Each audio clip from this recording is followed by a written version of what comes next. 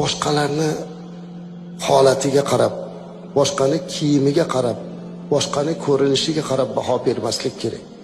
Biz bilmaymiz. Hajida o'tirganimizda qop-qoragina bir odam keldi, namozga turyapmiz, umraga, hajga borganlar bilasiz, safga odam talashib ketadi. Bir odam u yoqqa kelsa haydashyapti, bu yoqqa kelsa haydayapti, ko'rinishi juda yupun, kiygan kiyimi ham juda bir sodda, shunaqa bir odam, hokisor bir odam turibdi. Men chaqirdim, keling birga sig'ishamiz deb. Arabcha gapirdim. Qora habash arab ekanlar, keldi, birga namozda turdik. Keyin bilsam u odam dunyo bo'yicha 10 ta qiroatning eng katta sohiblaridan, ijozat sohibidan bo'lib, yetim bolalarni qori qiladigan maktabning mudiri ekan. Mahalliy gapni aytganimdan keyin butun bizni oldimizda turganlar uni ziyorat qilaman, rasmga tushamani boshlanib ketdi. Men aytdim, buni aytmaguncha bitta inson edi-ku.